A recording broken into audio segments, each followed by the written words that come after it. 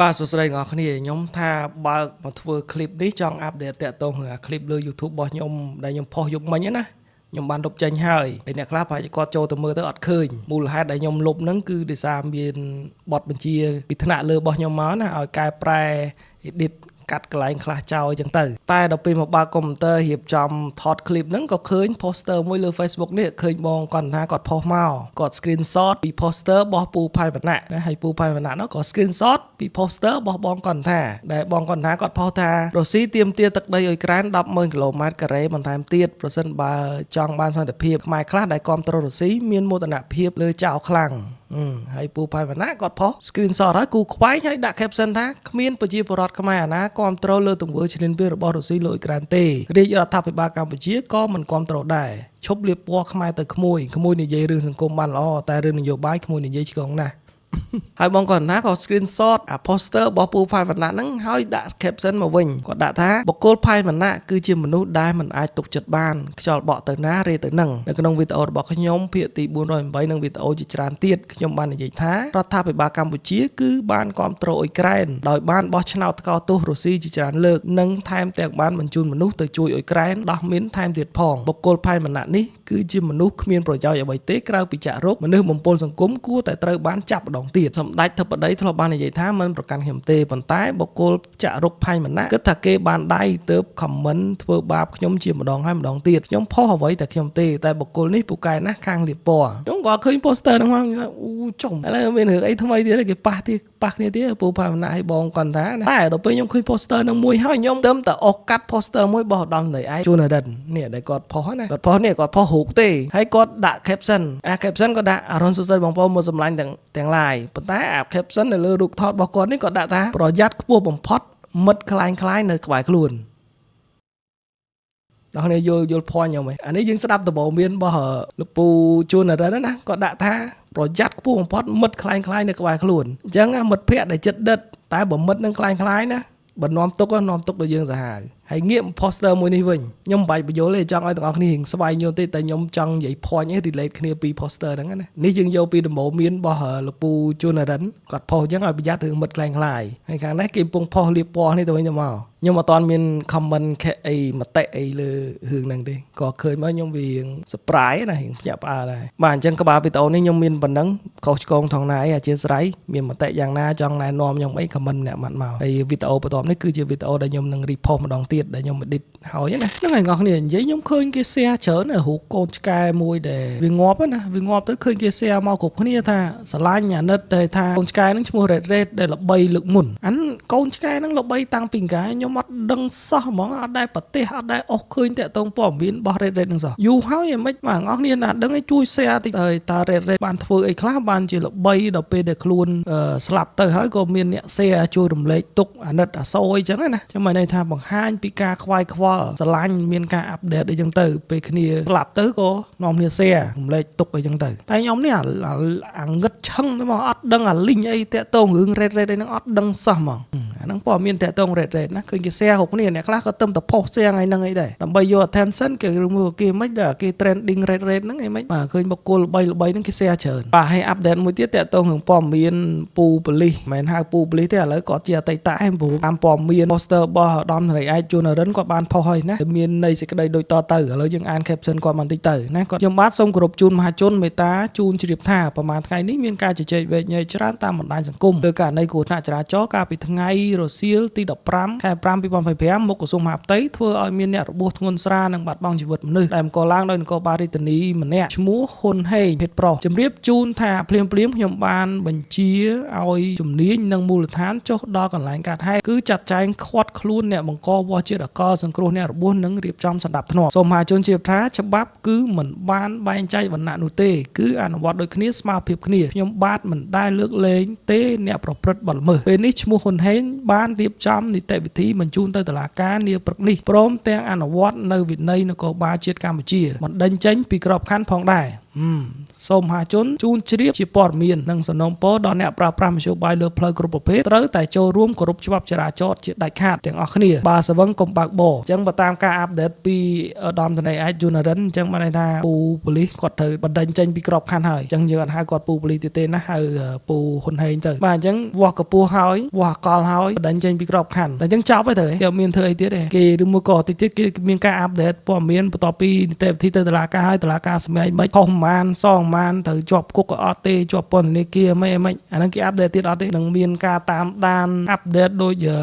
red ទេនេះដូច red ទេក៏ red ស្លាប់នេះមានអ្នកផុស share អីជាបន្តអញ្ចឹងទៅអញ្ចឹងលើករណីនេះសង្ឃឹមថាមានអ្នក share អ្នកអាប់ដេតបន្តដែរណាព្រោះចង់ដឹងដល់ពេលគេបដិញ្ញចេញពីក្របខ័ណ្ឌហើយគេកាត់ទោសហ្នឹងគាត់រងទោសអីខ្លះហើយជនរងគ្រោះហ្នឹងទទួលបានសំណងអីខ្លះហ្នឹងខ្ញុំចង់ដឹងសង្ឃឹមថាមានការអាប់ដេតបាទអញ្ចឹងនេះព័ត៌មានតកតងនឹងរឿងជនបកដែលបុករះម្សិលមិញហ្នឹងណាហើយទីទៀតខ្ញុំនឹងនិយាយពីព័ត៌មានដែលកើតហេតុនៅសៀមរាបម្សិលមិញណាដែលកើតហេតុនៅសាទអង្គរវត្តយើងហ្មងហើយដែលធ្វើឲ្យប្រជាជនយើងដូចជារងគ្រោះបាត់បង់ជីវិតនោះម្នាក់រងរបួសធ្ងន់ស្រាលនោះទៅច្រើនអ្នកដែរបាទប៉ុន្តែមុនចូលរឿងហ្នឹងឥឡូវនិយាយរឿងនេះទៅសិនព្រោះខ្ញុំអស់ Facebook ទៅ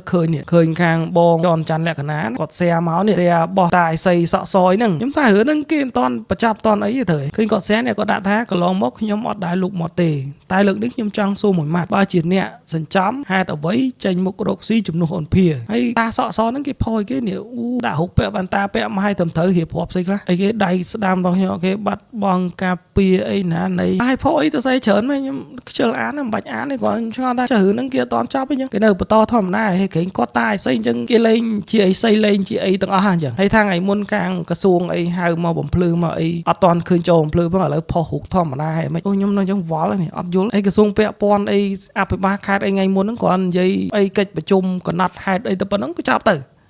ៅហើយឥឡូវខាងតាអីស្អីហ្នឹងគេមកផុសអីធម្មតាអញ្ចឹងទៅ21ម៉ោងមុនខ្ញុំសំមិញអាមិនវិញរឿងហ្នឹងលើចូលក្នុង account តាអីស្អីតិចឃើញអី share TikTok អីណានៃអានេះបាយគេនិយាយរឿងនៅសៀមរាបដែរតែផ្ទះបាញ់សំមិញហ្នឹងគឺគេដាក់ចូលនាំគ្នាសាងអំពើល្អប្រកាន់នៅសញ្ចាត់ថាគេ share Facebook អីធម្មតាហ្នឹងនេះឃើញ live ទេនេះថ្ងៃ12ចូលហៅទៅបំភ្លឺអីគេលេងបំភ្លឺលេងអីអាមិនវិញរឿងហ្នឹងហើយដល់បងចនច័ន្ទលក្ខណៈគាត់សួរនេះគាត់ share ឲ្យសួរបាទហ្នឹងមួយរឿងទៀតទៅឥឡូវមកនិយាយរឿងនៅអង្គរវត្តម្សិលមិញណាដែលមានផ្ទះហើយដែលបកកគ្រោះថ្នាក់ដល់ជាជនយើងអ្នកដែលគាត់ដើរលេងកំសាន្តហ្នឹងដូចជាបាត់បង់ជីវិតម្នាក់ហើយអ្នករងរបួសស្រាលធ្ងន់ហ្នឹងដូចជា4-10នាក់ដែរវាតែឆ្លងបាញ់ផ្ទះបាញ់អីមកទៅឆក់តគ្នាអញ្ចឹងណាហើយអ្នកខ្លះក៏លើកឡើងពីអីអបិយជំនឿប្រផ្នូអាក្រក់ប្រផ្នូល្អអីអញ្ចឹងទៅហើយអ្នកខ្លះទៅគេក៏និយាយថាហ្នឹងវាជារឿងធម្មតាទេហើយអ្នកខ្លះក៏បន្ទោសខាងក្រសួងខាងអីលើកមកច្រើនមតិខុសៗគ្នាច្រើនតែអ្វីដែលល្អខ្ញុំឃើញថាយើងទាំងអស់គ្នានិយាយស្ដាប់គ្នាព្រោះតែពេលកើតហេតុភ្លាមឃើញអ្នកដែលជាពិសេសអ្នកនៅក្នុងគាត់ថត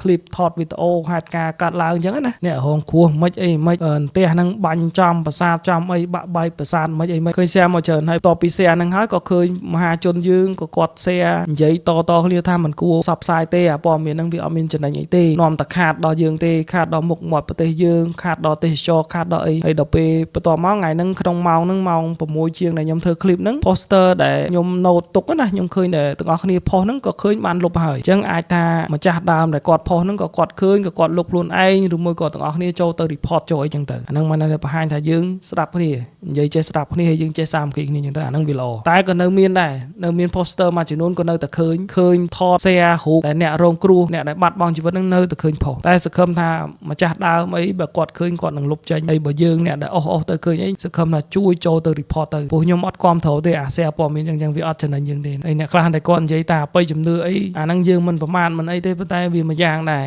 រឿងប្រផ្នូអាក្រក់ប្រផ្នូអីហ្នឹងក៏វារៀងប្លែកដែរព្រោះថាឆ្នាំហ្នឹងខុសពីឆ្នាំរដងពីដើមឆ្នាំមានរឿងហេតុការណ៍ពេលដែលយើងចូលឆ្នាំសកលមានពិធីអបអរសាទរច្រើនតែក៏មានបរិយាហេតុអគិភ័យឆេះបច្ចេកលក្ខបកូណាអាហ្នឹងឲ្យហេតុមួយហើយដល់ពេលឥឡូវមានរឿងហេតុមួយទៀតហើយកាត់ឡើងនៅសិតតែតំបន់ដែលជាដួងព្រលឹងរបស់យើងហើយថ្ងៃចូលឆ្នាំសិតតែមានពិធីបួងសួងអីត្រឹមត្រូវណាហឹកហាក់ណាធំដុំណាអត់ដែលមានពីមុនមកដូចឃើញបកូណាក៏គាត់ទៅធ្វើពិធីសុំសុខសប្បាយនៅអង្គរវត្តនៅបាយ័ននៅអីសម្ដេចតេជោក៏គាត់ចូលរួមណាមានពិធីច្រើនធំច្រើនតែដល់ហើយមានរឿងកើតហេតុអញ្ចឹងវាពិបាកនិយាយដែរពិបាកថាដែរពីខ្ញុំមកនិយាយពីរឿងវិទ្យាសាស្ត្រអាហ្នឹងវាមកពីសូគេហៅអី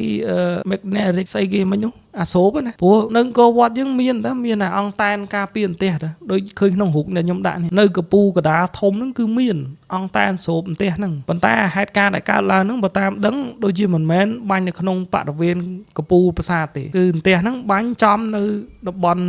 ស្អីគេលុបបាត់ខ្ញុំអត់បានឃើញដឹងថាតំបន់ផ្សេងមិនមែននៅម្ដុំកំពូលប្រាសាទណាអញ្ចឹងវាអាចថាវាស្រូបពេលហ្នឹងឬមួយក៏បងដែលគាត់រងគ្រោះថ្នាក់ហ្នឹងគាត់ប្រើទូរស័ព្ទគាត់បើក 4G បើក Wi-Fi បើកអីទៅវាស្រូបអីចឹងទៅហើយជារឿងហេតុគ្រោះធម្មជាតិទេមានអ្នកណាចង់ឲ្យកើតឡើងទេហើយយើងមិនបាច់ទៅបន្ទោសអ្នកណាបន្ទោសអីទេបន្ទាប់នឹងមានអីខាងអាជ្ញាធរអប្សរាខាងក្រសួងទេសចរអ្នកដែលពាក់ព័ន្ធហ្នឹងគេនឹងពង្រឹងនឹងព្យាយាមដាក់ឲ្យច្រើនឧបករណ៍ចាប់ផ្ទះចាប់អីហ្នឹងហើយនឹងសិក្សាបន្ថែមទៀតពីលើហ្នឹងធ្វើម៉េចការពារឲ្យបានកុំឲ្យមានរឿងហ្នឹងកើតឡើងម្ដងទៀតហើយយើងមានអីក្រៅពីចូលរួមសោកស្ដាយចូលរួមរំលែកទុក្ខដល់ជនរងគ្រោះជាពិសេសអ្នកដែលមានបងប្អូនដែលគាត់គ្រោះថ្នាក់ដល់ថ្នាក់បាត់បង់ជីវិតអីហ្នឹងសិតតែរឿងដែលគ្មានអ្នកណាចង់ឲ្យកើតឡើងទេរដ្ឋមន្ត្រីក្រសួងអ្នកពាក់ព័ន្ធអាជ្ញាធរនៅទីតាំងផ្ទាល់គាត់គ្មានទៅចង់ឲ្យមានគ្រោះថ្នាក់អីហ្នឹងគេណាអញ្ចឹងយើងឈប់ទៅកុំ share បន្តទៀតតែឃើញច្រើនណាយើងបានចូលទៅជួយ report ឈប់ share ឈប់អីទៅអាហ្នឹងល្អតែនៅតែមាន1 2ចឹងខ្ញុំឃើញ poster ហ្នឹងនៅតែមានបាទអញ្ចឹងតាក់ទងរឿងហ្នឹងមានតែប៉ុណ្្នឹងពីមតិយោបល់ខ្ញុំថាយើងនិយាយស្ដាប់គ្នាហើយឃើញលុបបានហើយ poster វីដេអូ clip អីហ្នឹងតែខាងតេសលេខ2គេនៅតែផុសគេនៅតែ share ហើយខ្ញុំជឿថាគេផុសគេ share ហ្នឹងមិនមែនគេនៅទីតាំងផ្ទាល់ទេដោយសារអ្នកដែលតាមដានព័ត៌មានគេចាំតែមើលព័ត៌មានណាអវិជ្ជមានព័ត៌មានណាអាក្រក់ពីយើងគេចាំតែ share ទេហេតុការណ៍ឧបទ្ទវហេតុហ្នឹងវាតែងតែកើតមាននៅតែកើតមានថ្ងៃមុខទៀតអញ្ចឹងសង្ឃឹមថាបងប្អូនទាំងអស់គ្នាពេលដែលរឿងអីដែលកើតឡើងភ្លាមយើងត្រូវពិចារណាសិនមុននឹងយើងផុសមុននឹងយើង live មុននឹងយើងអីហ្នឹងគិតថាការ live ការផុសហ្នឹងវាមានប្រយោជន៍ដល់ប្រទេសជាតិយើងអត់ដល់ប្រជាជនយើងទូទៅបើថាផុសទៅវានាំតែខានដល់អីកុំផុសអីបើយើងថតគាត់ទុកជាឯកសារអីក៏ថតទៅផ្សាយជាព័ត៌មានអីគ្រាន់តែផ្សាយទៅរូបណាដែលនេះអីដូចក្នុង Facebook ក្នុងអីក៏គេមានការ blur ក៏មាន guideline គេដែរអញ្ចឹងពីយើងខ្លួនឯងជាប្រជាជនខ្មែរជាជនជាតិខ្មែរខ្លួនឯងហ្នឹងក៏ត្រូវចេះមាន guideline ខ្លួនឯងថាព័ត៌មានណាដែលយើងគួរចែកម្លែកបន្តព័ត៌មានណាដែលមិនគួរបើថាដាក់ទៅខាតកុំអីកុំ share កុំផុសបន្តអីណាតែរឿងការពារខ្លួនឯងហ្នឹងក៏ត្រូវតែចេះការពារដែរពេលភ្លៀងពេលអីហ្នឹងពេលដើរលេងក្នុងប្រាសាទក្នុងអីហ្នឹងបិទអស់ទៅ Wi-Fi 4G អីហ្នឹងកុំឲ្យមានរឿងអញ្ចឹងណាតែយើងមិនបន្ទោសអ្នកណាទេអាហ្នឹងធ្វើម៉េចវាកើតទៅហើយបាទអញ្ចឹងខ្ញុំមានប៉ុណ្ណឹងលើសលប់អីអធិស្ឋានណាតាក់ទងរឿងបាតុភៈហេតុកើតឡើងនឹងក៏វត្តមិនសមមិញហ្នឹងអ្នកគ្នាយល់យ៉ាងណាយ៉ាងណីដែរ comment អ្នកម៉ាត់មកប៉ុន្តែទៅរៀងលេតហើយតែគាត់ថានេះជាមតិរបស់ខ្ញុំណាតែតិចតួចលើសលប់អីអធិស្ឋានមុនបញ្ចប់ clip ហ្នឹងខ្ញុំមានព័ត៌មានល្អមួយជាដំបូងមានល្អមួយពីលោកគ្រូដុកទ័រខាងវេះកាត់គូក្បាលណាគាត់បានចែកប្លែកមកដូចជាខាង page របស់មូលនិធិមន្ទីរពេទ្យកុធិបុផាគាត់យកមកផុស share បន្តអញ្ចឹងឥឡូវទៅស្ដាប់លោកគ្រូទាំងអស់គ្នាម្ដាយ3ពេលយំចេះកវីកវត្ត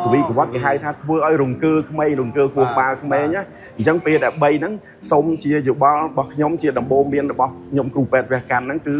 សំណូមពរដល់ឪពុកម្ដាយក៏ដូចជាដូនជីតាដែលមើលចៅហ្នឹងកុំក្មេងតូចទៅកុំបីធ្វើឃ្លោងអញ្ចឹងណាវាអាចបង្កឲ្យមានហូរឈាមនៅក្នុងស្រោមគូក្បាលនឹងច្រើនភាគច្រើនហើយបន្ទាប់នេះទៅយើងដាក់ឲ្យគេងក្នុងងឹងមែនងឹងដែលយើងចងបដ ாய் អញ្ចឹងតែបើកូនក្មេងហ្នឹងគាត់គេងបដ ாய் ងឹងយល់ទៅអត់អីទេតែបើដាក់ក្មេងនៅទៅតឹងងឹងយើងយល់ទៅយល់មកអញ្ចឹងទៅឲ្យគូក្បាលគាត់ម្ដងទៀបម្ដងពោះម្ដងទៀបម្ដងពោះហ្នឹងដូចឲ្យរង្គើនៅគូក្បាលគាត់ដែរហ្នឹងគេហៅជាប្រភេទមួយគ្រោះថ្នាក់នៅគូក្បាលអាចបណ្ដាលឲ្យមានហូរឈាមនៅក្នុងគូក្បាលអាចឲ្យហូរឈាមនៅក្នុងស្រោមគូក្បាលដែលយើងជួបញឹកញាប់អញ្ចឹងណាបាទអញ្ចឹងនេះជាដំបូងមានល្អមួយគួរតែចែកម្លែកបន្តដែរបាទអញ្ចឹងខ្ញុំមានប៉ុណ្ណឹងតែមុនបញ្ចប់ clip នេះចង់ឲ្យមើលព័ត៌មានកំសាន្តមួយរបស់អូន Polly កំពុងតែជាង3ឆ្មាហើយមានរឿងឧបទ្ទវហេតុមួយក៏កើតឡើងដែរអញ្ចឹងទៅទស្សនាទាំងអស់គ្នាខ្ញុំស្ដាយខ្លួន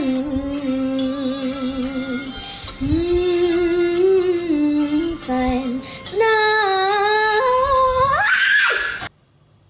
បាទអញ្ចឹងមានប៉ុណ្ណឹងលើលុបអីអធិស្ឋានហើយចង់ដឹងព័ត៌មានអាប់ដេតបន្តអីទៅចុះ page អូន Polly ស្ដាប់បន្តទៅគាត់អាប់ដេតពីហេតុការណ៍ឲ្យថាកូនឆ្មាហ្នឹងឥឡូវទៅនៅណានៅផ្ទះឬមួយក៏នៅវត្តមានមតិយោបល់យ៉ាងណាអីខ្ញុំខុសឆ្គងក្នុងណាអី comment ណែនាំអ្នកម៉ាត់មកបាទអរគុណ